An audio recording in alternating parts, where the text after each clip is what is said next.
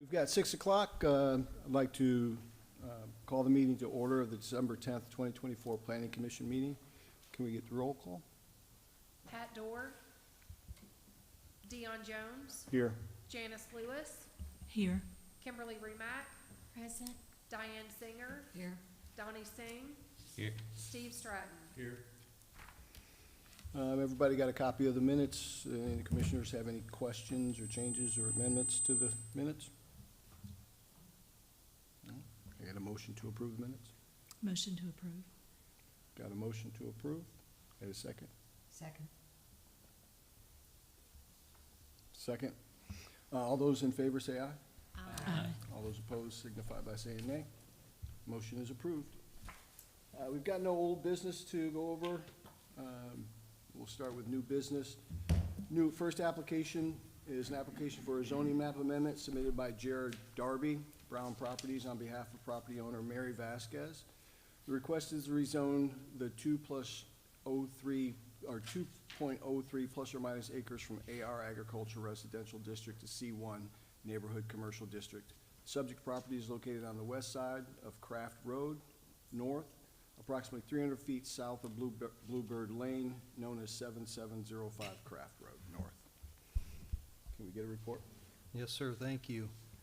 So our subject property, as you mentioned, is about 2 acres in size, and it is located on the west side of Craft Road. We're about 1,000 feet to the south of the interchange of I-78 and Craft Road, and about 300 feet to the south of the intersection of Bluebird Lane and Craft Road.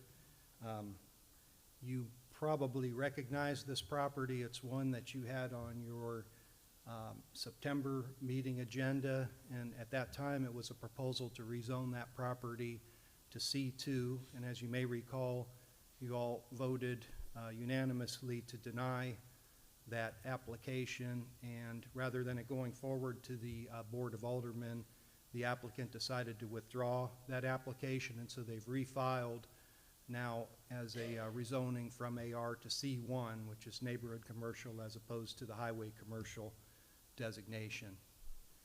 So the property, you may recall, is improved with a 6,000 square foot building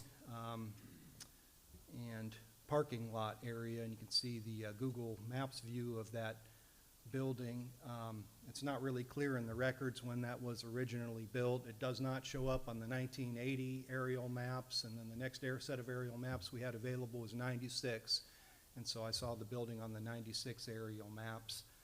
One thing that we do have in the record is it was approved for a conditional use permit back in 2009 to allow a daycare to be established in the AR zone, which is something that's been permissible in our code for a number of years. And currently, the property is being used for a daycare facility. This next slide shows you the surrounding zoning pattern as well as uses. What you see in this red color is C2 highway commercial, and then what's in this green color is the AR zone. You can see our subject property. We do work around this in this direction. We do have a single family home that's occupied immediately to the south of it. We have some vacant property back in the AR zone going to the westerly direction. As you go to the north, there is a single family home site that's located there as well, and that is a site that the city is currently in the process of purchasing to be able to put a well there, and the plan is to go underground with the piping system and to feed this water tower up here. Now, there's a current single-family home there. As I said, I'm not sure what the city's plan would be upon acquisition, whether or not to keep that home and maybe use it for storage or to demolish the home. That's unclear at this point. But as you go farther to the north, we are at the southwestern corner of the intersection of Bluebird Lane. You see a fire station located there, and behind the fire station to the west is a church, and the church is on that C2 property, and it does connect to our subject property up in this area. As you go across Bluebird Lane, we have the Bluebird convenience store with fuel pumps located at the northwest corner, and then across the street we have all C2 zoning, but the use over there is all single-family homes. So that gives you a pretty good picture of our zoning and what's going on around there. If we go to our rezoning criteria, we have 3 of them, as you're well aware. The first one deals is whether the original zoning classification for the property was a mistake, and that is not the case here. The property was annexed back in 1990 with the AR zoning intact. Number 2 deals with the character of the neighborhood and whether it has changed to such an extent as to justify the proposed rezoning. So I have a couple of pictures here juxtaposed against each other. This is 2017 aerial map. You can see our subject property. You can see that Craft Road was still under construction. At that time, the widening of Craft Road, so it was still a 2-lane facility up to 2018 when that project was completed, and you can see there's no C-store there. So if you go over to the 2024 photo, which is recent, you can see that Craft Lane is now a 5-lane facility, and you can see the completion of the Bluebird convenience store, which took place about 2019 when that was done. And so those changes to the area basically provided Craft Road with more capacity, roadway capacity, to bring more people there and make it more accessible for the possible use for neighborhood commercial uses. And in fact, as I mentioned earlier, the use of the property now is a daycare facility, so that was permitted as a conditional use in the AR zone. But if you were in the C1 zone, which is what's being requested, the use of a daycare is a use that's permitted outright. It doesn't require a conditional use permit. Our third criteria deals with whether a public need exists for the rezoning. And again, going to the accessibility issue, having accessible neighborhood scale commercial uses along Craft Road to be able to provide goods and services to nearby residents could be deemed as meeting that criterion. The applicant has provided you with a good amount of information in your packet. He's talking about the market potential index, or MPI, and when that shows up as greater than 100, and he did a half-mile radius around the property, that's indicating that there could be a need for additional goods and services. So the applicant may want to explain that further when he comes to the podium.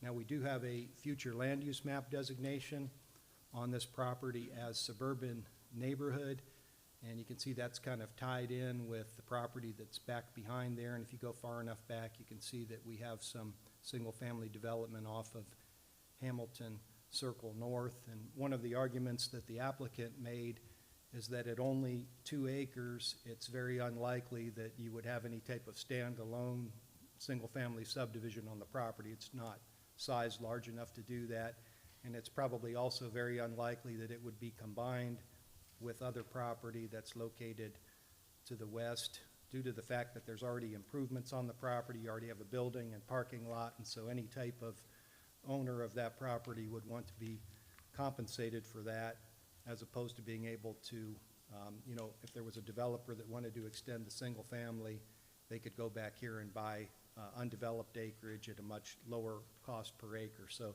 it's highly unlikely that what we show on the future land use map would ever be realized in this particular circumstance. We have provided you with a recommended motion to approve that upon finding that these criteria have been met, that the character of the area has changed from rural residential over the last several decades, and that C1 zoning does conform to the subject property's use since 2009, and that a public need could be met by providing those neighborhood scale commercial uses to nearby residential areas at this mid-block location to approve. I do have an alternative motion there for your consideration in light of the fact that the proposed rezoning doesn't necessarily align with the future land use map, as I just discussed. And I did distribute a letter of opposition from one of the neighboring property owners earlier, and discussed with those of you that once I spoke to this property owner on the telephone today and explained the differences between C1 zoning versus C2 zoning, I think that she had a stronger comfort level with this proposal, that you know, the types of uses that may be permitted in C2, such as something like a hotel or a restaurant with drive-through facilities would not be permitted under C1, and she seemed to have a little more comfort level with this rezoning since that conversation occurred. So that does conclude the staff presentation. I'd be happy to answer any questions you might have. Thank you. Are there any questions for staff? Is there anyone here to represent the application? Please state your name and address, please. Hey, Jared Darby, Brown Properties. Yeah, I just wanted to say thank you to staff and opportunity to get with him and discuss this application.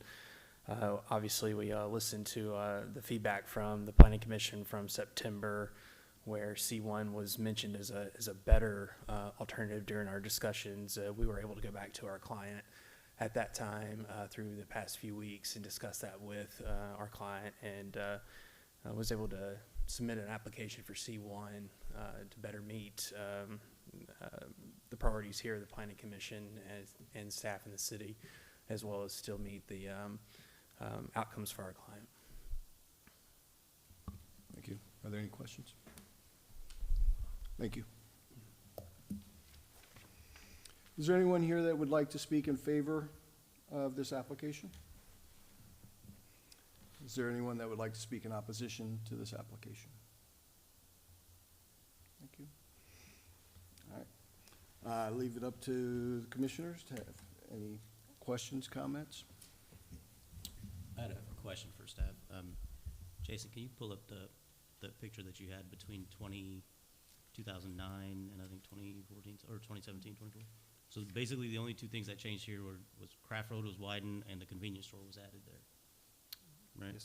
Yes, sir. On this particular photo, there have been some additional changes if you go farther to the south. Sure. For example, we had discussed earlier right at Hamilton Circle North and Craft Road at the northwest quadrant of that intersection that our Board of Zoning Adjustment recently approved a conditional use permit for a church and a preschool there at that location, so that's an additional change that has occurred. And there has been some additional, you know, single-family home development in the area since that time if you go farther over to the west to Hamilton Circle. So I think the market area is increasing somewhat with some new construction and new residents in the area. Okay, thank you.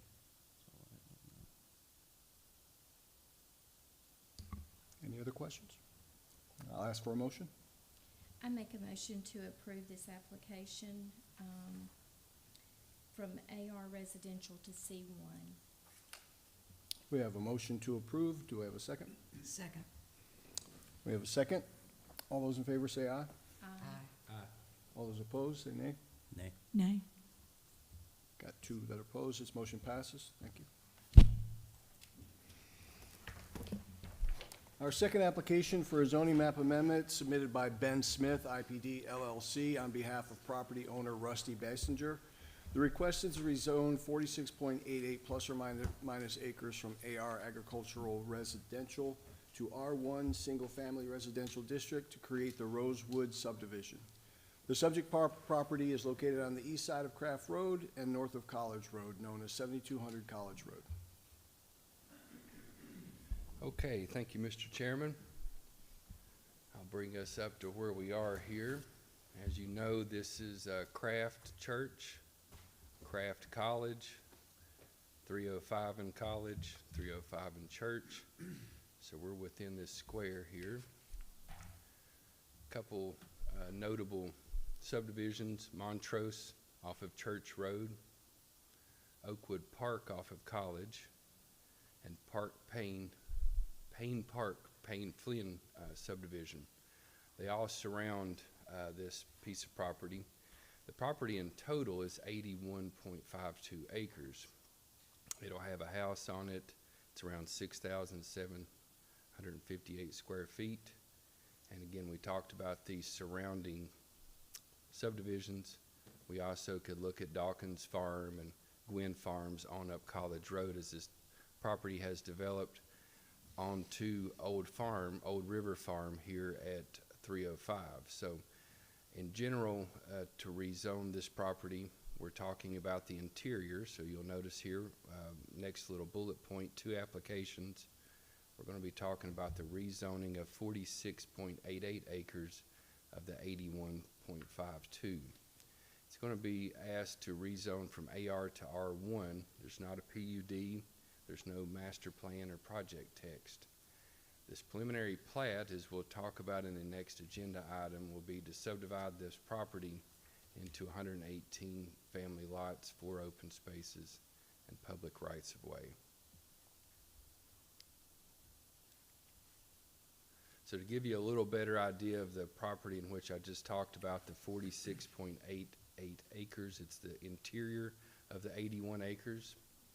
The 2 parcels to the north and the parcel will be on the south, those will remain AR, so those would develop with 1 acre lots as permitted. The interior will be all that we're speaking about. Here's a little better shot of the idea to put the lots into the interior. You see your AR 1 acre lots here above. You see your AR here below. The interior 46.88 acres. The applicant seeks the rezoning of the subject property to single-family R1 single-family residential to permit the potential construction of 92 homes within the yellow area. Compared to the previous Bay-Singer subdivision, the number of houses that was proposed was to be 136. This current entire submission will be 118, so they've cut the homes by approximately 30. This number was affected by the northern and southern bounds of the subject property being developed with a minimum 1 acre lot. We'll also talk about in the next previous slides some tree preservation. We've got an eastern tree preservation area along this rear of these lots, and the street layout has been redesigned to eliminate straight streets from College Road to Montrose subdivision. So again, we're talking about rezoning this 46.88 acres in the middle. What I did here is blew this up a little bit so you could get an idea of what the interior would look like. If a person was to exit College Road into the subdivision, they would come out directly into this phase 4 and 5, 2 and 5, which is the area of 46.88 acres. You'll notice as we drive around here with the cursor, you cannot go straight through, so they have eliminated any straight shot into Montrose. So as we come around, a couple other things that we see are traffic calming devices, curves. The roads are not all designed as straightways. There are some curves in these roads. You'll also notice here that I have my cursor going around a traffic calming device, a median that has been placed in the middle of the road.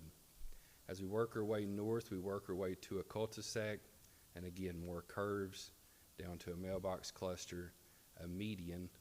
Again, cannot drive straight through onto Montrose. We do have Elizabeth Drive here in the interior, in which we're talking about the rezoning. And we have a mailbox cluster along back to College Road again. So again, we talked about the property being bounded to the north by Montrose Residential Subdivision and to the east by Payne Flynn and Oakwood Park Residential Subdivisions. The west is cropland. The City of Olive Branch's comprehensive plan, most recently updated in December 2022, designates the subject property as suburban neighborhood as depicted on the right here where my cursor is. This is the subject property, College and Craft. In the 2021 annexation, the subject property along with Montrose was brought into the City of Olive Branch. The surrounding subdivisions, Payne, Flynn, and Oak Park, were annexed in 1996 with central sewer extended by the city. As we start to talk about rezoning, as we just mentioned in the previous presentation, we do have criteria. You'll notice in front of you the 2006 aerial view in 2024. The 2006 aerial view, if you look at it, it does show the lots, but there are no homes. So this area has developed with homes since 2020, from 2006 to 2024. We see all the way here, there's no homes. This is being cleared. Older Payne Flynn subdivision and this older Oakwood Park subdivision have homes on them. So the original zoning classification for the property was not a mistake. I apologize. There's no mistake made there. AR dates back to 1980 and DeSoto County's first zoning map. Zoning remained the same until 2021 annexation. The character of the neighborhood has changed to justify the proposed rezoning. So in 1980 and before, we needed an acre and a half to create a septic system. Since then, extension of sewer water facilities made it possible to develop these lots with less size. Montrose, Dawkins Farm, and Gwynn Farm subdivisions all platted and built out since '06. And number 3 rezoning criteria is a public need exists for this rezoning. We know that Olive Branch and DeSoto County in general has a very high demand for single-family homes due to the logistics hub of Memphis and the warehousing in Olive Branch. Our future land use map, 2040 comprehensive plan, shows this property as suburban neighborhood. What I'll note about that is Rosewood, the entire subdivision, proposes 118 lots on 81.52 acres. That's 1.43 dwelling units per acre, well below the density of 4 that the suburban neighborhood calls for. As a recap here, we've got the zoning classification was not a mistake. The character of the neighborhood has changed to an extent to justify the proposed rezoning, and a public need does exist for the rezoning. You'll notice here again, we've got the 1 acre lots which are permitted by right, and we're talking about this area in the middle, 46.88 acres, which has proposed lots of 15,000 square foot to 20,000 square foot.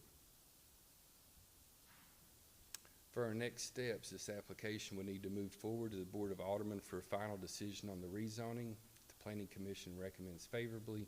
The companion item on the agenda next up is a preliminary plat for the 46.88 acres of the Rosewood subdivision. It was designed in accordance with the R1 zoning district, and if the preliminary plat were to be approved, it would authorize the developer to submit civil construction plans for the installation of roads, utilities, and stormwater facilities to the engineer. Upon civil plan approval by the engineer, construction of improvements can commence. Approval and recordation of a final plat would be required before any building permit could be issued for single-family homes. We do recommend the rezoning based on the 3 findings.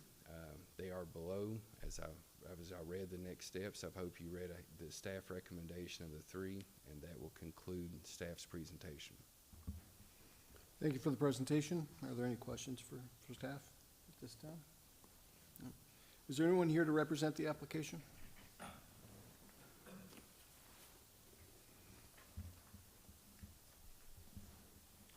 Thank you, Chairman and Board. I'm Ben Smith.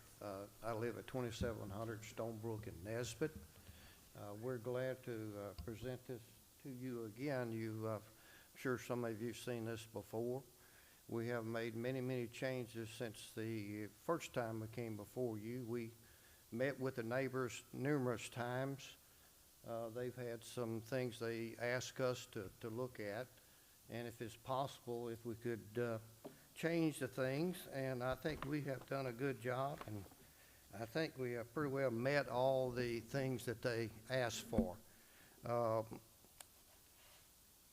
We have changed the road pattern if the preliminary plan could be put back up. It was mentioned by Jeremiah, and thank you, Jeremiah, for that report, but we have changed the road pattern. Montrose was concerned about we was going to have a straight shot from the Montrose all the way out to College Road. If you notice, we've changed the road pattern now. If you want to go from College Road to Montrose, you can see the crooks and turns that you have to go through to do that. Or the other way, if you want to exit Montrose and go to College Road, you can see the travel pattern that you'll have to make to do that. So that was one of the greatest concerns from the Montrose people. With 1 acre lots, The other thing we did was a lot of talk, people wanted to do the tree preservation as much as possible. So we're gonna keep the AR zoning, those are 1 acre lots next to Montrose. And we will only be clearing enough for the road. So the lot is going to have wooded lots there. It will probably be custom-built homes because the lots will have to be some trees removed to put the house there. So it's not going to be a mass grading. We're not prepared to grade, mass grading on that area next to Montrose or the other area out on College Road. So the tree preservation was a great concern, and I think we've addressed that. The back of those lots, 64, 65, 66, the back of those lots is a creek. So we're not going to be disturbing that creek at all. And most of the dense trees are along that creek. So I think we've addressed that. We also are keeping the 50-foot tree preservation zone next to Oak Park Manor. We're keeping that 50-foot there, and basically it will be, unless the tree is damaged or presents a danger, you will not be allowed to remove that tree. So there'll be a 50-foot tree preservation zone there backing up to those homes. We have hang on just a minute, I'm looking. I can't read my own notes. We want to mention, Jeremiah, that the minimum square footage in Montrose is 2,800 square feet of heated area. At first, we agreed to match that at 2,800, but now we are agreeing to make those homes 3,000 square feet of minimum area. Any of the 1 acre lots, the homes will be 3,000 square foot minimum heated area. The homes in Oak Park Manor are 2,400. So we're 600 square feet larger homes backing up to Oak Manor than the previous application that we have.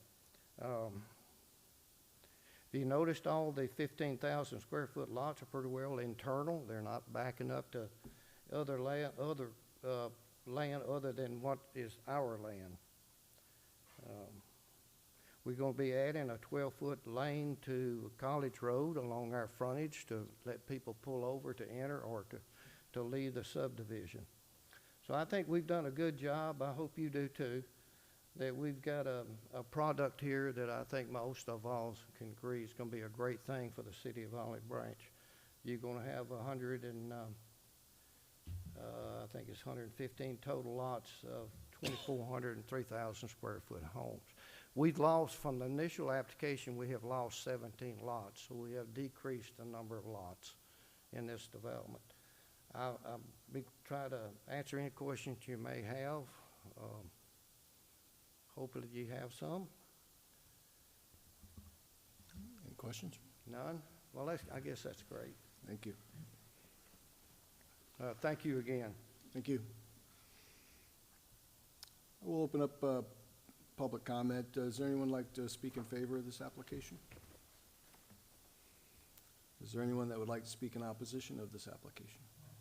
Please come forward, state your name and address for the record.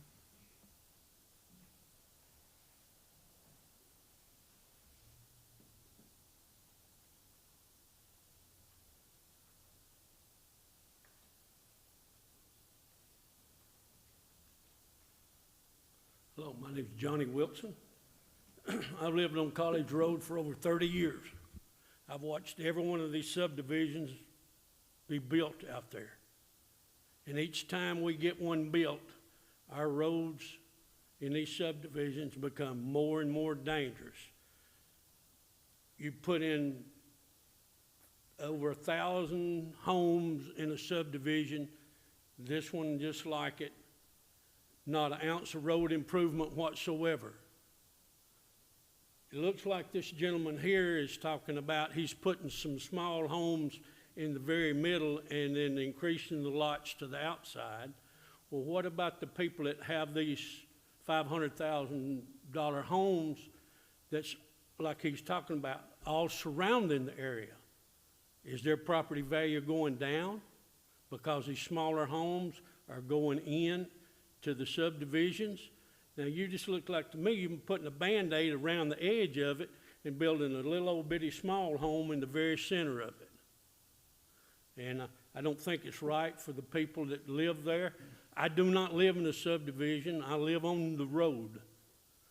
Some of you might know where the S-curves are at. I've lived there over 30 years. In fact, I just took a car out of my bedroom 2 months ago because the traffic is so heavy on that road from all these subdivisions that's being built on this road that we're talking about tonight. And I would just wish that somebody would think a little more about the road preparation before we start putting thousands more homes on these roads. Thank you. Thank you. Would anyone else like to speak?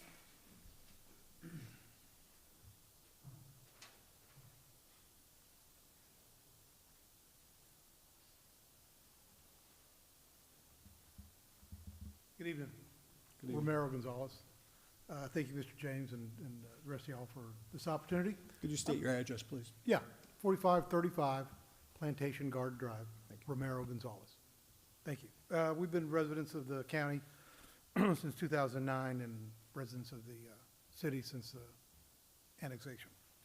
So really, I'm not so much in opposition to what this is, but I want 3 considerations that I wanted to share with y'all at this point. And we did want to thank Mr. Smith and his team for those considerations and edits that they've made to the plan as well. So we do appreciate the work that's been done there, and that does not go without notice. The first thing I'd like to talk about is just to make sure that if there's any guarantees or commitments that those areas that are currently zoned as AR and that will remain as AR, that they would not later be subject to rezoning to a smaller lot size. So that would be one thing, but we do appreciate the fact that those were put in there. And then second, in the north exit from that plat, that goes into Montrose, and that's where I live. I'm in Montrose. I'm 2 houses up from there. And my friend here is right adjacent to that property. The roundabout, or it's really a median, as you indicated, or as Bennett indicated, and really if maybe a roundabout or something else that could be in terms of design that would help to slow down the traffic. We do appreciate very much the fact that it's not a straight through and that curved road will definitely slow down traffic. But if you've been through Montrose, there are no curbs, there are no sidewalks, and so people that do go out to walk, we're on the street. And so right there, and we go walking all the time, as do a lot of the neighbors. So we really want to just make sure that any traffic that comes through there is going to be slowed down significantly. So we do appreciate the changes that have been made, but we would like to consider a couple other design changes, for instance, a roundabout or something smaller that would cause the traffic to divert again a little bit there. The third consideration, and that was something that a neighbor just shared with me today. We do understand that if Montrose was to change and request to have a gated community, that there's all sorts of other legal ramifications that come with that in terms of, responsibility for road improvements. I don't know if it would be possible to have just that back, what would be the south exit for us and the north entrance for the new community, if that could be gated, leaving the entrance from Church Road open. So it wouldn't really make it a private road, but again, it would be an option to slow down traffic or just keep it from too many folks coming through there. So those are really the issues that I have. One, just again, make sure that those areas that are going to remain AR do not in the future become, multifamily homes or a higher density home. And second, if it's possible to put some sort of additional traffic slowdown mechanism design in between the 2 neighborhoods. And then third, the consideration for gating. And I don't know what the legal ramifications for that would be. But those are my thoughts, and I appreciate the opportunity to come here and speak with you all. Thank you. Thank you. Is there anyone else who would like to speak in opposition? Go ahead.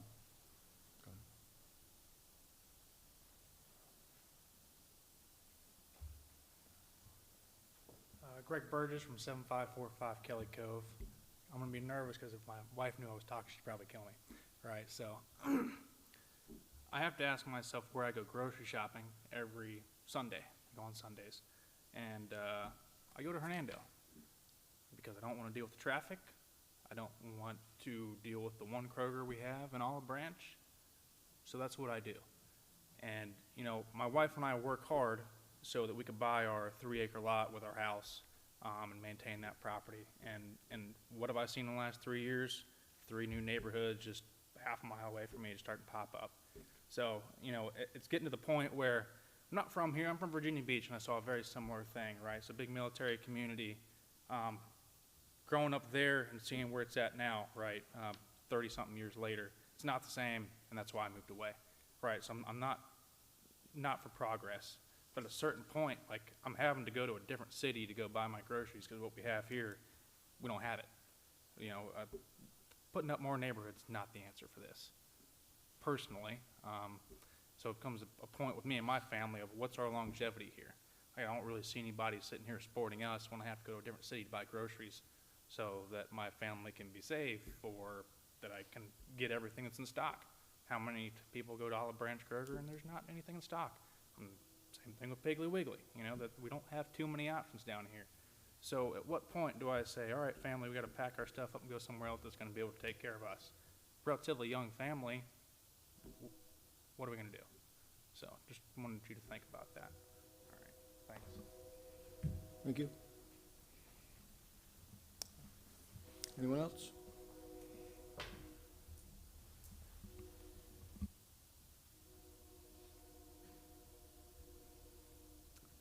My name's Brian Garchor, and I live at 7900 Jones Cove on Payne Parkway Road there. And I have some of the same concerns that have been mentioned. One of the things that strikes me is the planners had mentioned that we're right now at that the demand for houses is greater than the supply, but the board has approved within 2 miles of the development we're talking about right now is approved 2 that I can think of developments. One of them stands completely empty. I don't know the reasons for that. It might be something, you know, there might be some problems with infrastructure.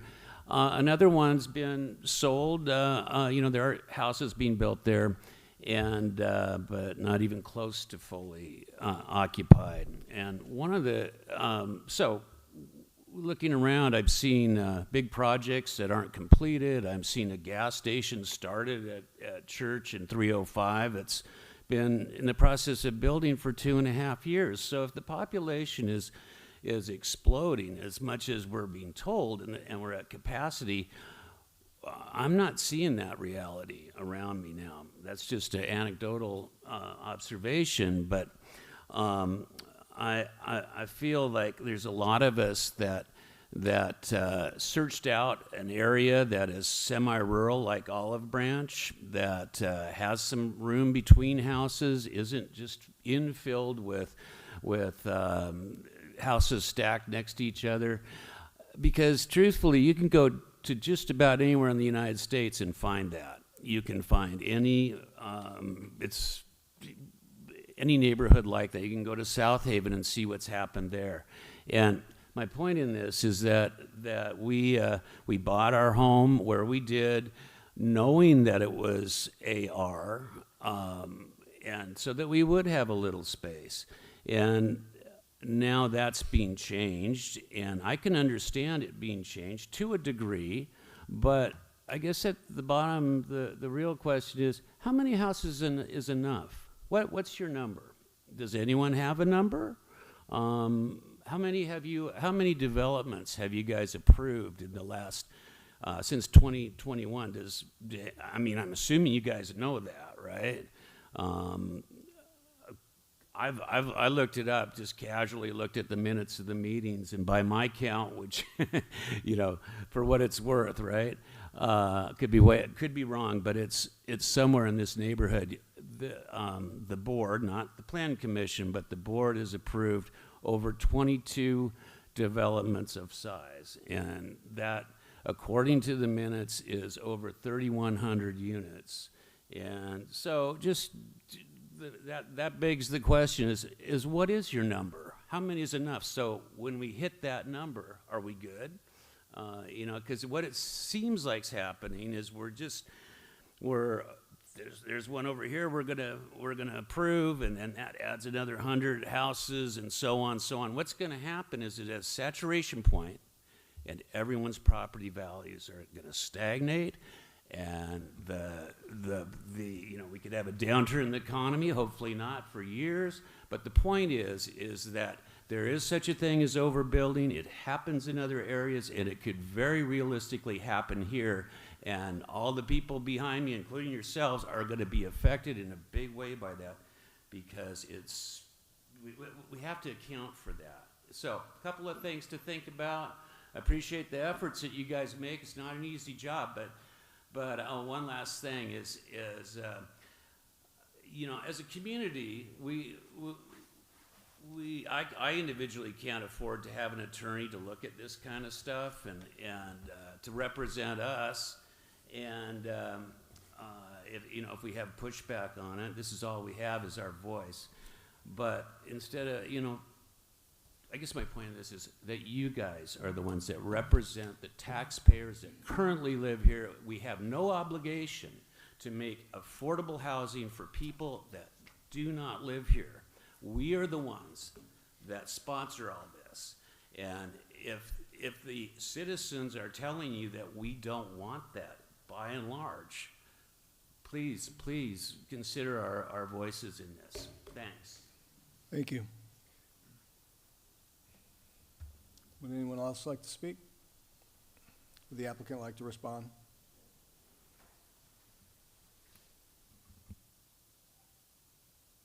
I'll try to respond to some of those comments that was made.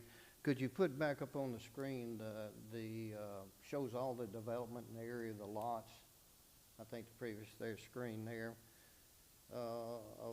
from Kraft over to 305, all of those lots, Jeremiah. You made the comment that they're all occupied. If you look at those, there you go. If you look at those, you see some developments where you have large lots and small lots. It's pretty well common in the county that you do a mix. Some of the best developments are PUDs, where you have large lots and small lots, and they exist next to each other, and they don't affect the property values one way or the other about a large home and a small home. Of course, these people will know that there's larger homes or smaller homes when they buy in the subdivision. I cannot address to guaranteeing that any other AR property out there won't be rezoned. That's something that's going to have to be addressed by your planners, not by me. We have put at the Montrose entrance, we have an island there. This is a traffic calming device that we'll use. Will be an island there to stop the traffic or slow the traffic down. If it does enter Montrose or coming out of Montrose, we will have an island there to slow that traffic down. Gate, I think our previous position on that gate is not really doesn't matter to us there, but it would have to be a passive gate. Otherwise, these are public streets, so it would have to be a passive gate if we do that. Roads in the area, that's something I think Olive Branch Engineering Department addressed at other meetings, and I cannot address that. So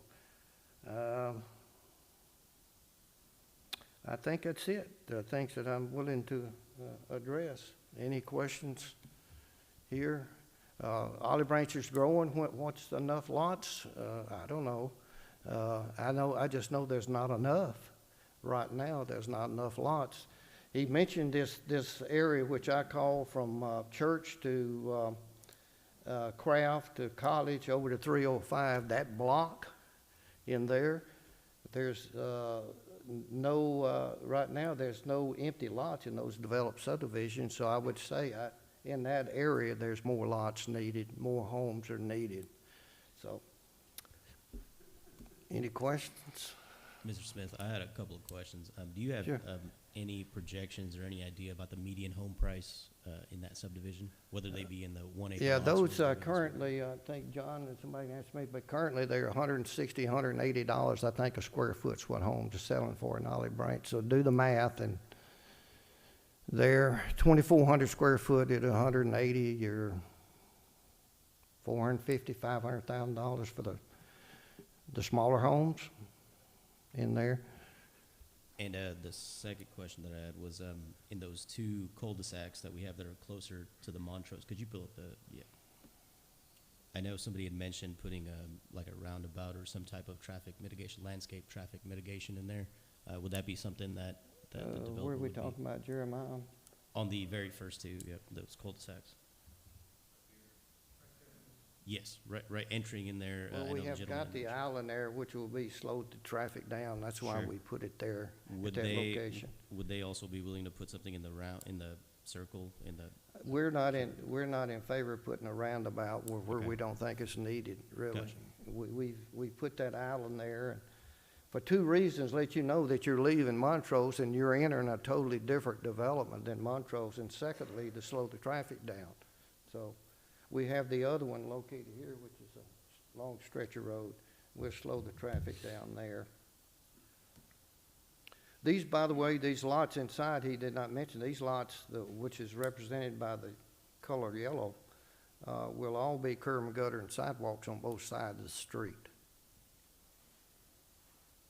The 1 acre lots would be your rural street, 24 feet of asphalt, no curb and gutters, and no sidewalks. So we are keeping AR property. sure. Any other questions? Thank you. Thank you. Is that it? All right, close public comment. Ask the commissioners to questions, comments? My comment is, I really, first of all, do want to commend the developer for the way you have addressed the initial concerns about the straight-through roadway, and I like the way that you have diverted things. You've made it so that it's not going to just be a shortcut Correct. from College Road to Church Road. I Correct. do appreciate that. I really like that you've been considerate about keeping the trees and the 50-foot buffer. I feel like you have gone to a great deal of trouble to be considerate of the homeowners who are in there now, so thank you. And I do want to address just the comments that were made from the homeowners. Those were good points, and it helps me understand your concerns, even in light of the improvements to the plan that you've presented. My concern is still just one of overall development, continued development of this particular area.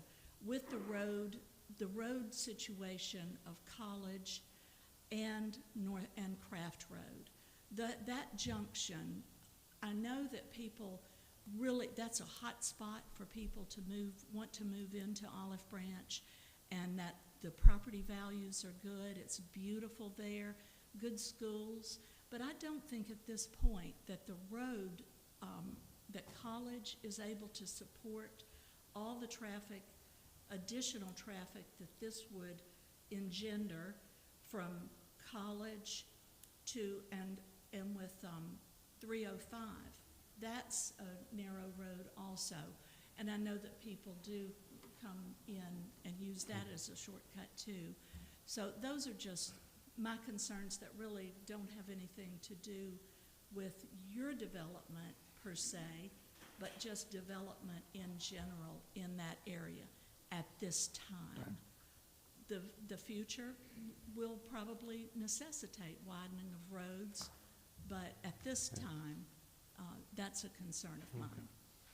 If I could, I don't know where the staff could address any of the traffic issue. I know that the widening of Craft Road is one of your concerns and projects. You do have a plan, I think, for widening Craft Road and putting a signalization at Craft and College Road.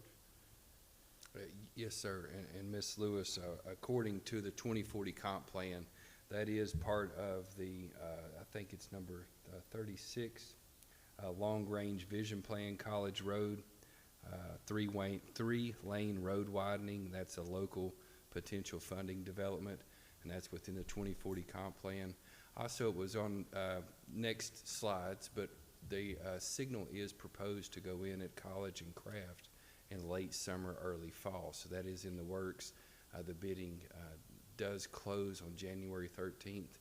So that will be a project that city engineering will be taking under. But College Road does expand in the future to allow for better transportation down College. And we do have a signal going in within the near future for College and Craft. Thank you, Thank Chairman. you. My error then on that. Thank you. Yes, ma'am. I'm ready for a motion.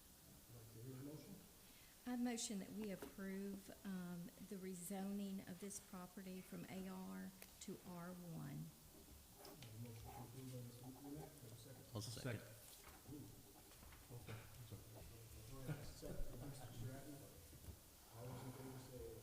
Aye. Fine. Thank you very much. The third application is followed from the second. It's application for preliminary plat for Rosewood subdivision submitted by Ben Smith, RPD LLC, on behalf of property owner West Ambassador. The request is to create 118 residential lots and 4 common open spaces from 82.37 plus or minus acres. The subject property is currently zoned AR Agricultural Residential District and has a pending application to rezone 46.88 plus or minus acres to R1, family residential district, and is located on the east side of Craft Road and north of College Road, known as 7200 College Road. We have a presentation by staff. Yes, sir, Mr. Chairman. Right where we left off, Rosewood subdivision, residential subdivision at full build-out would be 118 single-family lots with 4 common open spaces. As I spoke, that has a density of 1.43 dwelling units per acre. That's characteristic of a suburban residential neighborhood. The proposed preliminary plat before you is the initial step in the subdivision process, which would proceed to final plat and recordation in the future. The subdivision is proposed to be constructed in 5 phases, which we'll touch on here in the next slide. The preliminary plat is recommended for approval, subject to multiple conditions, contingent upon the property being rezoned that we just heard. So we just talked about those phases. Mr. Smith had mentioned that it would be built out in phases. I'd like to just walk you through these phases here. We will talk about traffic calming devices. I have a blow up here to take us a little closer. We'll talk about mailbox clusters, so on and such forth. But as you see in these phases, it's basically 20 to 30 lots per phase. So that's to keep up with the National Fire Code, to keep us within that jurisdiction. You'll notice phase 1 is here at College Road. Mr. Smith and Mr. Reeves have worked with staff since we've started work, since we've got this new application in. They did say that these road connections would not connect until the phasing was completed. So as we start with phase 1, they'll only be working with the road connection in off of College Road. So that was a good start. So it moves on to phase 2, and that moves you over to Elizabeth Drive. Phase 3 moves you up to Montrose. Phase 4 and 5 would finish out the middle with the stub out street here, Street E, going over to the vacant land that's currently had beans on it for the past number of years from Mr. Williams' property. One other note here, there is a fence. Mr. Williams did ask for a fence, and Mr. Reeves and Mr. Smith obliged that request, and that fence is noted here on this preliminary plat. So the smallest buildable lot proposed is 15,000 square feet, Besides the existing home, which we see at basically 88,000 square foot lot, the largest buildable lot is 60,882 square feet. 2 lots along the creek that run from the northwest line to the south end of the property will be dedicated to the stormwater detention. The developer will need to create a homeowners association to share in the cost of maintaining the stormwater management areas that are located up here. And any perimeter buffers, that would be their tree line buffer. It's recommended that a tree preservation easement be recorded in favor of the HOA and be placed along the east perimeter.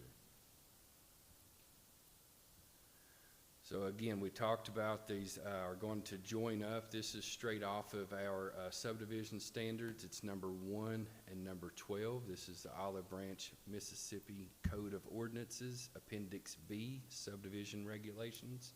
Number 1 reads, as the arrangement of streets in all new subdivisions shall make provisions for the continuation of the principal existing streets in the adjoining areas or their proper projection, and for any streets or roads shown on the transportation plan for Olive Branch.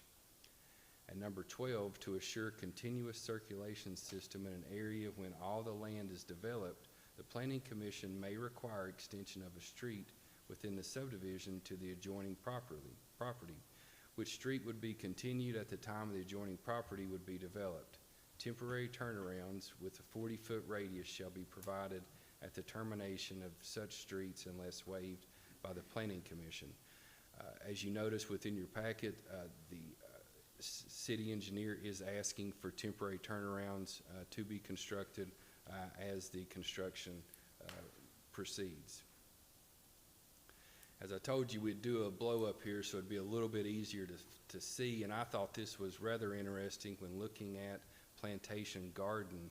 You actually notice that median at the very top here. We're at Montrose, we're at the north end of the property here.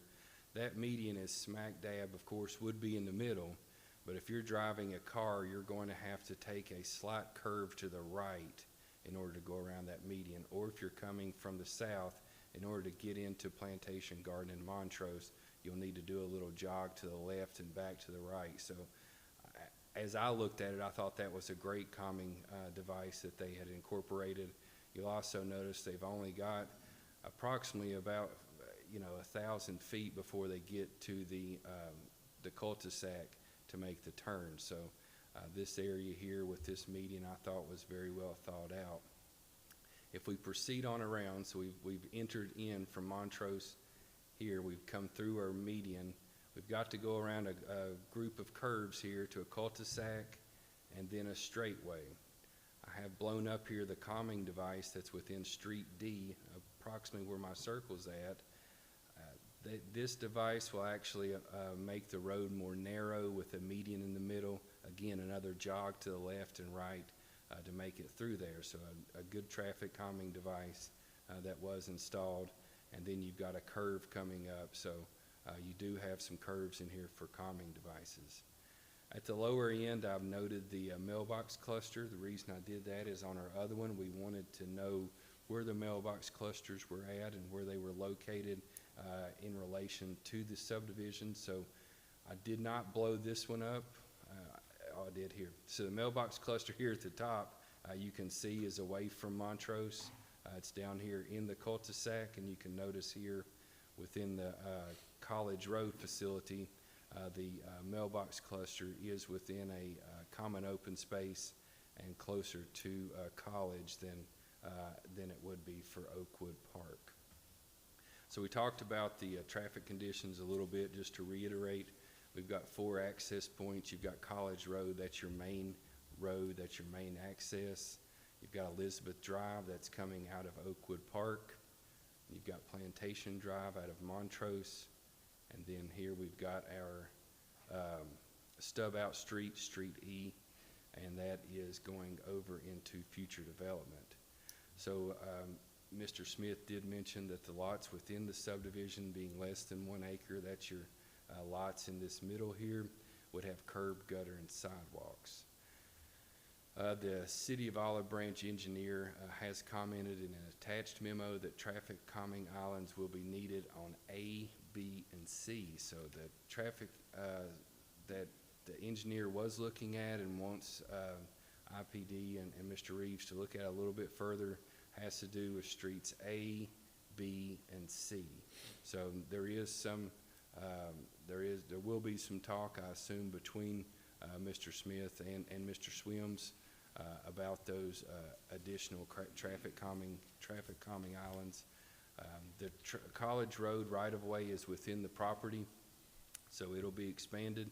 The City of Olive Branch engineer has commented in the attached memo the same, that a 12-foot wide deceleration lane will be required along College Road the length of the development. Again, we talked about Elizabeth Drive. Elizabeth Drive's planned from Oakwood subdivision for future extension into the adjacent lots. The Rosewood subdivision's planned for future interconnectivity with Montrose through the Plantation Garden Drive. City of Olive Branch comprehensive plan, in which we just talked about a little bit with our road plan, does list that in its plans, goals, objectives, and policies. Goal number 2 is to maintain and expand transportation systems to promote a quality of life for residents and businesses. I noted this last time. I think it's worth noting again that everybody deserves interconnectivity. People in Montrose deserve to get to church. People from college side of this future Rosewood subdivision deserve to get onto college in a safe manner and get to where they're going. So people do deserve interconnectivity. Objective 2.2 of that goal states that the city will continue its efforts to expand and maintain an effective, safe, and efficient transportation system available for all vehicular traffic, cyclists, and pedestrians. And the policy of that goal 2.28 provides, in the interest of providing pedestrian connectivity and improved traffic management, new subdivisions will be required to connect to existing stubbed out roads where feasible and to install road stub outs for connections for future subdivisions. So what we were talking about here is traffic, and I apologize, okay, get back to this. Okay, traffic and circulation conditions, our access points, and then the comp plan for future interconnectivity. As you know, in this area, the public utilities are available. Water is going to be available through Lewisburg, and gas and sewer is also available. Utilities will need to be extended by the developer through the subject property, and the developer will be responsible to put those extensions underground. So upon recommendation by the Planning Commission, a preliminary plat will be presented to the Board of Aldermen for approval. City regulations allow the subdivider, upon the approval of the city engineer, to proceed with any required street improvements, detention ponds construction, or other utilities needed to service the lots. A final plat would need to be approved by the Planning Commission and Board of Aldermen and recorded before building permits can be issued for construction. Our staff recommendation is that the Planning Commission approve the preliminary plat and recommend the same to the Board of Aldermen, subject to the rezoning of the portion of the property proposed with the lots that are less than 1 acre in size from AR to R1 zoning district, and to the following conditions. There's going to be 1 through 15. They're before you on your packet. I can toggle back and forth. I do want to make it bring it before you that the city engineer has asked for streetlight plans, and that the streets A, B, and C be looked at for any traffic calming devices that could be installed. That's the extent of my presentation.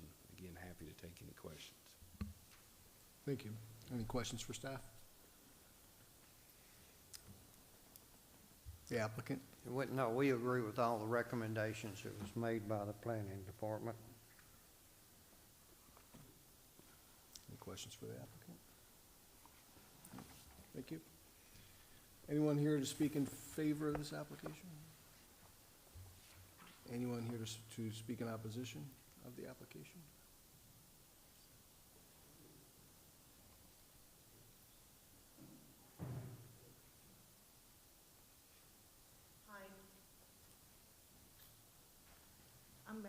Gonzalez. I live at 4535 Plantation Garden Drive.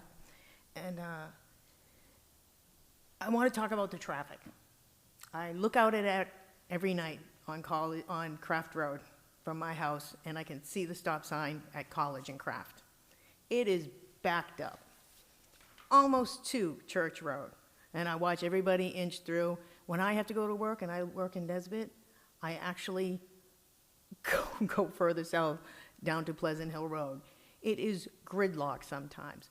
And now even the traffic from all the warehouses on Church Road come over between 4 and 7 o'clock, and it is massive. And to see all these houses and all the traffic that it's going to create, I just can't imagine what it's going to be like. And then in our subdivision, I'll tell you straight up, we just don't want to be connected.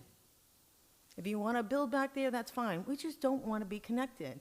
Put 2 entrances on College for that neighborhood, if that's, you know, the ordinance or for safety or whatever. But we have been solely by ourselves for over 10 years in our little subdivision. We walk on our streets, our kids bike on the streets, we don't have sidewalks, we don't have street lights, and it's just very quiet back there. And that's it, we just do not want to be connected.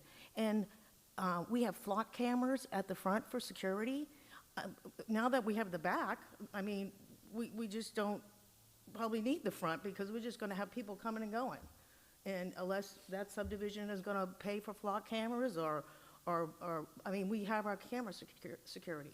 So, and the thing is, we walk, we run, we jog, pushing the baby carriages, doing the biking. We just, 2 cars to go through our neighborhood, even passing, is tight. Even when people are walking, and it's just us going in there and slowing down and seeing our neighbors. But everybody else that's gonna be coming through, I just don't see it. I don't see people, I don't see that little island slowing anybody down. I drive all over the city. I can tell you, people don't drive slowly. We even talked about it at our HOA meeting, which we had just last week, about even in our own neighborhood, you know, people going slow. And we just don't want to be connected to the subdivision. And that's the bottom line. If that was it, we'd be fine. You do your subdivision, do your thing, whatever, but we just don't want to be connected. Whether we can be grandfathered in, that would be great. I would absolutely love that. We'll be great neighbors, but we just don't want to be connected. Thank you. Thank you.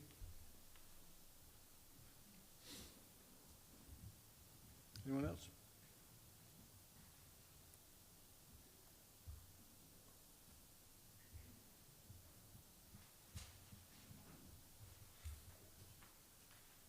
I have a question for the gentleman, if I could. He was talking about projected College Road improvements. What is that projection? Be a little more clear with your question, Mr. Wilson.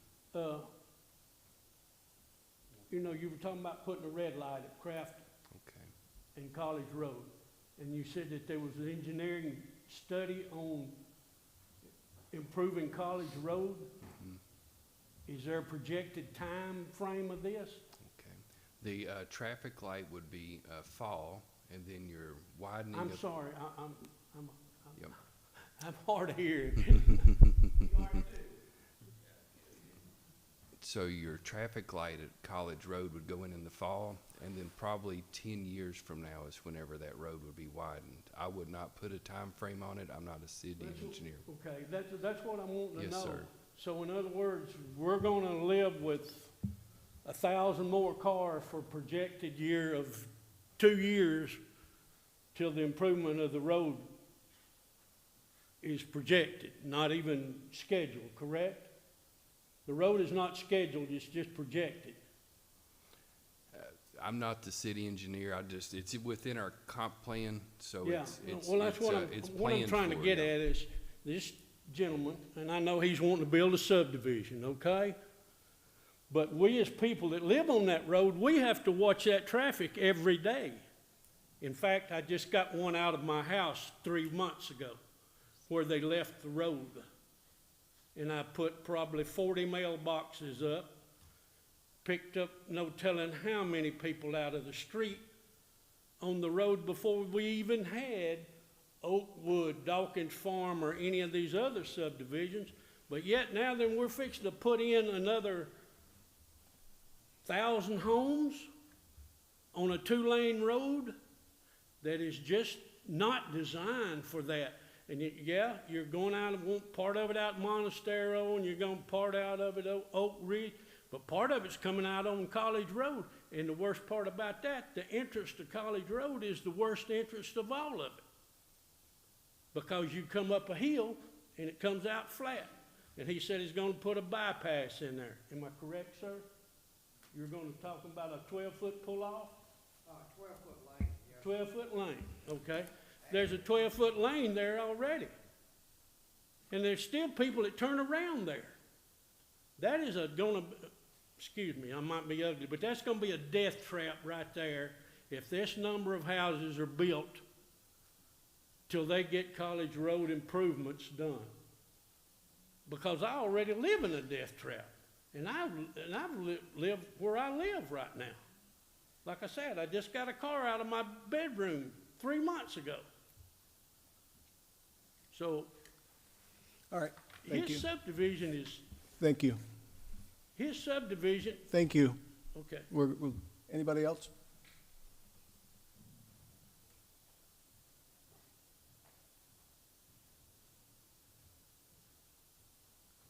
Yeah, I'm Michael Myers, Lot 18, Oakwood Park, almost adjacent to Mr. Wilson there. I feel your pain, Mr. Smith. My family's been in golf court communities and subdivision building communities for 60 years. The one question or concerns I have, I mean, you can put as many speed bumps and medians and turnarounds and all that in the proposed subdivisions, but that doesn't help in the Oakwood Park, Montrose, and all that with everybody else coming through. I lost my train of thought. There was one other concern I had about the easternmost part. I heard about the fence going on the westernmost part, but I didn't hear anything about a fence on the east part. I'll address that Yeah. later. Okay. I'll address that. That's all I really had, was everybody's concerned about the speed bumps and stuff in these new proposed deals, but that really doesn't do anything with the traffic that all these other people have brought up. And the one other gentleman, that's what I forgot to say, is I think he was talking about the subdivision at 305 in College. I went through there 2 weeks ago, and it's a beautiful subdivision on, not the first lot has started construction on it.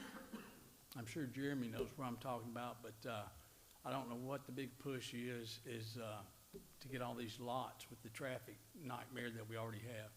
Thank you. Thank you.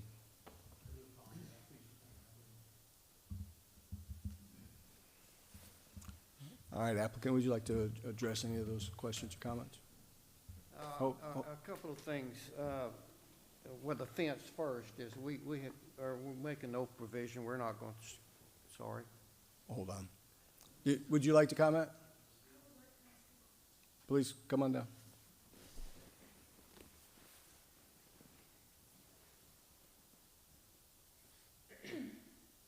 Hello, my name's Cindy Parrish, and I live on Kelly Cove in Payne Park, Payne Flynn.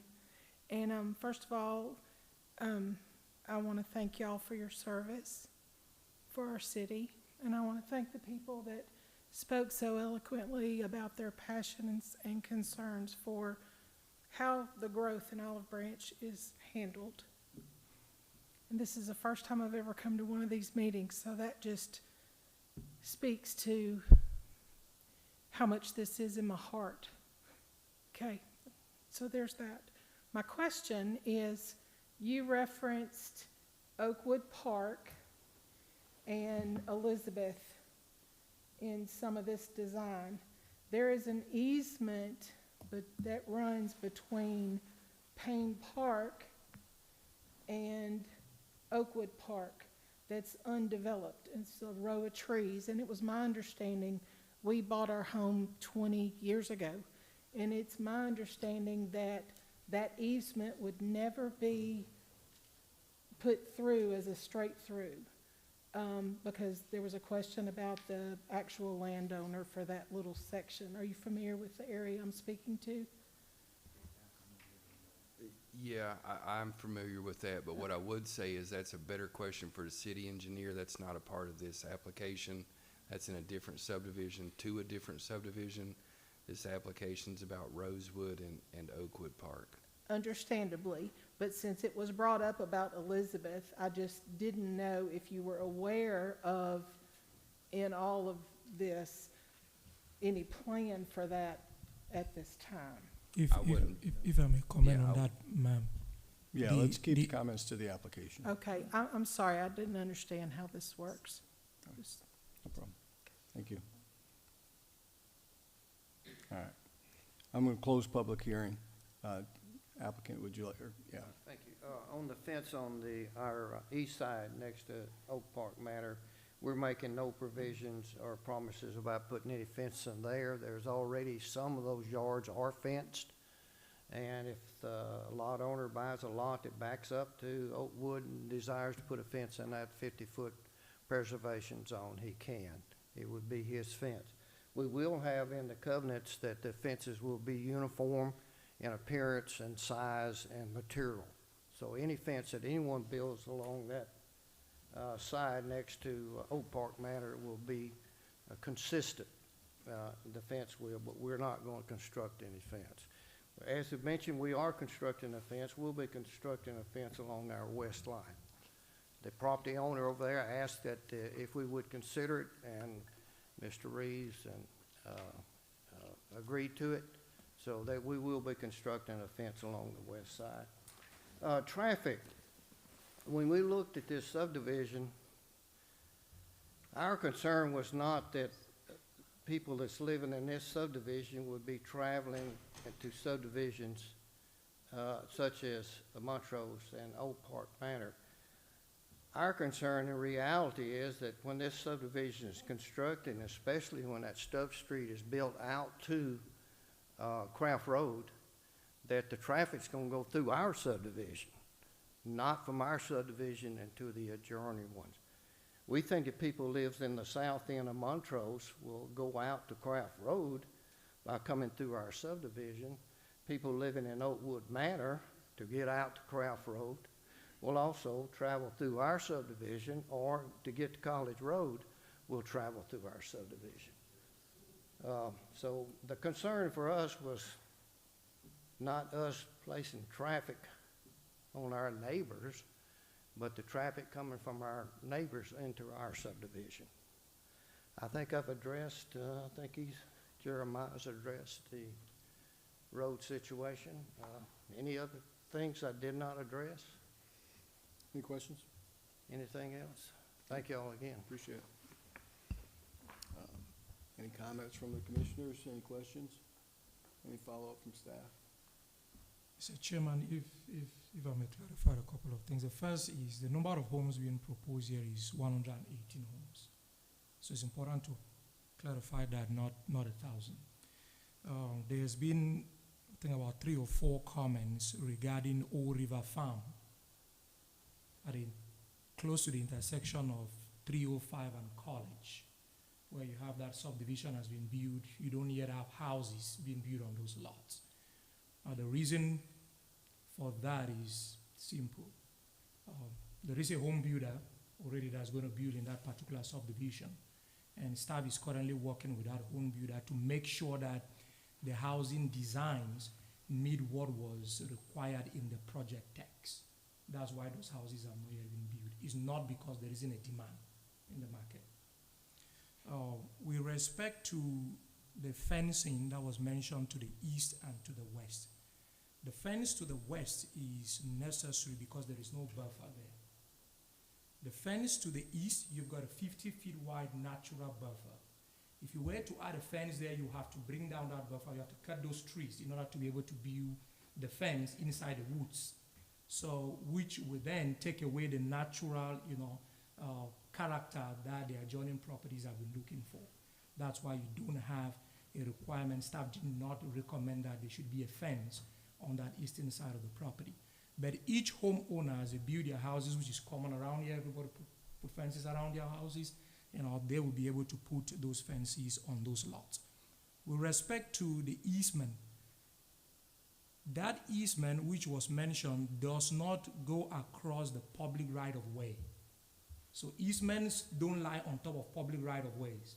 The city owns the public right-of-way, and then the easements are on the private properties that adjoin that private right-of-way. Something about College that as part of the reason why this subdivision is proposed in phases is to make sure that as each phase is developed, the city has the opportunity, and the city engineer in particular has the opportunity to ensure that you have infrastructure available to support that particular phase. Otherwise, the whole of this subdivision can be developed in one phase. If you take Center Hill Farms, for example, that we just approved, that one is about 600 or so houses on Center Hill Road. It was required to build in phases just for this same reason, to make sure that the transportation infrastructure is there at every phase to cater for the density of the development that is being created. So though you have 118 homes being proposed today, it can take 10 years before you actually see 118 homes. That's the reason they're doing it in phases. And every time they bring a phase of the development, the city engineer looks at it and says, do we have the water to support this phase? Do we have the sewer to support this phase? Do we have the transportation network to support this phase? If that infrastructure is not there, it doesn't move forward. So that is the subdivision development process. Everything doesn't just move forward immediately or at the same time. Then the last thing, dealing with the interconnectivity that was mentioned. Jeremiah, can you go back to the slide where you had the subdivision regulation, please? This is something that sometimes we may miss. That number one, the condition that is the city's requirement in the subdivision regulation. Which means if we don't do it, then the planning commission is violating the subdivision regulations. So in effect, you'll be acting illegally, if I can really kind of put it that way. That is something to take into consideration as you act on this. Thank you. Thank you. Any questions for staff? Any comments? At this time, I'll leave it up to you guys for a motion. I make a motion to approve this application with subject to the following 15 conditions. I have a motion from Ms. Remack. Do I have a second? Second. I have a second from Ms. Sanger. All those in favor say aye. Aye. Aye. All those opposed? Motion passes. Thank you. Number 4, application for zoning map amendment submitted by Trey Byers and Lauren Ward, Daniel Coker, Horton and Bell, P.A. On behalf of property owners Robert Bailey, J&M Holdings LLC, the request is correct an error in zoning from the AR Agricultural Residential to R3 Planned Residential District, and to approve project text and development plan for Bristol Oaks. The 38.89 plus or minus acre subject property is located at the southeast corner of Pleasant Hill Road and State Line Road. This applicant requested this item to be tabled to January 14th, 2025 meeting. Can I get a motion to table? Motion to table this to the January meeting. I have a motion for Mr. Stratton. Do I have a second? Second. Second for Mr. Singh. All those in favor? Aye. Aye. Motion passes. Number 5, application for final plat for Donald Oxner subdivision submitted by property owner Donald Oxner. The request to create a single residential lot of 0.4024 plus or minus acres. The subject property is zoned R2 Single Family Residential District and is located on the east side of Mockingbird Lane and west of Redbud Lane, known as 7356 Mockingbird Lane. The applicant requests to table this till January 14th, 2025 meeting. Can I get a motion to table? Make a motion to table. Motion from Ms. Singer. Can I get a second? A second from Ms. Lewis. All those in favor? Aye. Aye. All those opposed? The motion passes. All right, last piece of business, application for a final plat for McMillan Place subdivision submitted by Bob Farley, Farley Surveying, on behalf of property owner Connie McMillan. The request is to create a single residential lot of 4.14 plus or minus acres. The subject property is zoned AR Agricultural Residential District and is located on the west side of Bridge 4th Road, approximately 1,300 feet north of the dead end of Bridge 4th Road. Can we have a presentation by staff? Thank you, Mr. Chairman. Before you is a request to consider a final plat for a minor one-lot subdivision. To kind of give you an idea of where we are in the city, this is the southern end of the city of Olive Branch, in the area that was recently annexed in 2021. This is Bridgeford Road, this is Bridgetown. That piece of property, the parent property or current parcel as it exists today, it's 10.53 acres down almost to the end of Bridgeford Road in an area that is generally, very large lots, agricultural, residential zoning district in that particular area. The applicant proposes to cut off 4.14 acres from that 10.53 to create that single lot subdivision for single-family housing development on that piece of property. Bridgeford Road is a public street which will provide access, direct access onto this piece of property. Any driveway constructed on this lot will have to be paved in its entirety in accordance with the zoning requirements of the city of Olive Branch. So that the applicant or the property owner decides to put a house right behind here and have a 2,000 feet road going in, then let the property owner be aware that that driveway 2,000 feet will have to be paved. Public water, sewer, and gas are currently not available in this area, so the applicant will have to, the property owner in the development of this property will have to use, for example, subsurface sewage disposal. In the annexation of this area, the city had a plan, the plan of services. So till that plan is implemented, then the applicant or the property owner will have the opportunity to tap onto those public lines once they are available at that time. No public infrastructure is involved. As such, there will be no requirement for the provision of completion guarantee for any infrastructure such as a letter of credit. No variances or deviations from the requirements of the subdivision regulations are required. No waivers from those requirements are applicable. Staff recommends approval subject to these conditions 1 to 6, condition number 4 and 5. Necessary to emphasize condition number 4 being that any future driveway on the lot shall be paved in its entirety, and condition number 5, in the absence of public water and sewer lines to the proposed lot, the lot may be served by private water and subsurface sewage disposal subject to the approval of the Health Department. That concludes staff's presentation. Thank you. Thank you. Any questions for staff? Is the applicant here to represent the application?